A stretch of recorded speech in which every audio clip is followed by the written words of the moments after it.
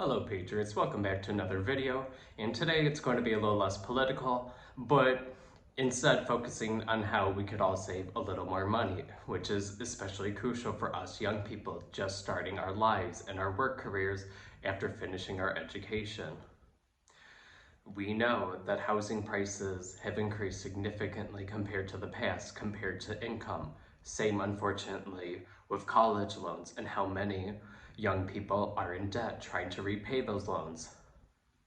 We also know that unfortunately, it's not always easy to increase your salary, especially when the economy's slowing.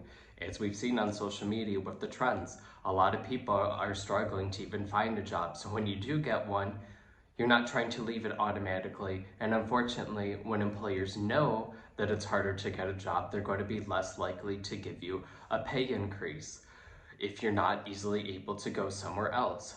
So what's one thing that we could all do in order to cope with this, but still increase our purchasing power? Sales flyers. A lot of young people consider this something of the past, but it isn't.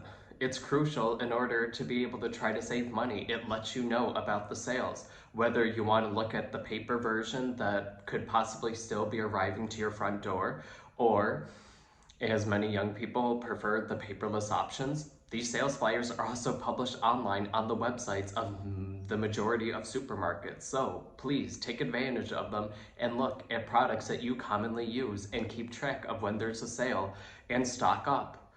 This is especially true for essentials that aren't expiring relatively quickly. So for example, people who make coffee at home, coffee grounds could last a few years. Same with dried pasta and dried goods in general.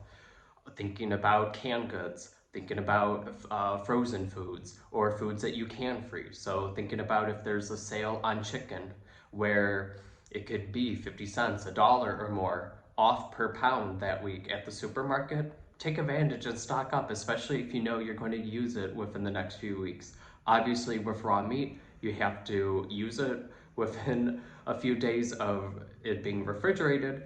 However, you could also then go ahead and freeze it and then keep on defrosting it as you need and keep on going through it. This is crucial to try to do everything you can to make your dollar stretch more.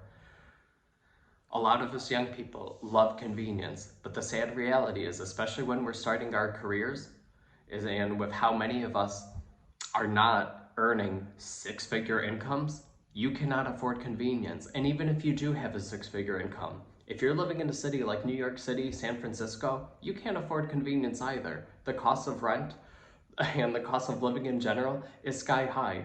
So do everything you can to make that dollar stretch further. Look at the sales flyers for supermarkets somewhat near you.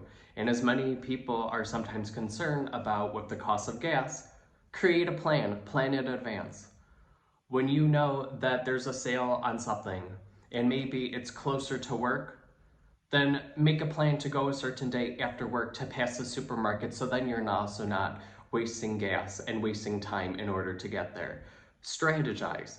For example, if you enjoy going to a park or need to run other errands that happens to be close to that supermarket, plan to do all those errands at once in order to save time and gas money. Do everything you can to try to save at the grocery store. We know grocery prices keep on increasing, unfortunately, for many people. We're not seeing the price decreases yet. So in order to help you stretch your money out, pay attention to sales at these supermarkets.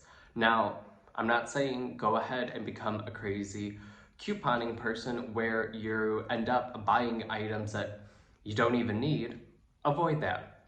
If there's a sale on an item that you've never used in your life and you're never interested in using it anytime in the future, ignore it. It doesn't matter, it's on sale. Just focus on the essentials of what you need in order to help decrease your grocery budget for that month, because that could be extra money then you're putting towards your college loans. It could be extra money that you're putting towards your retirement funds, extra money to save up an emergency fund, because while us young people love to think that we're invincible, unfortunately, accidents do happen.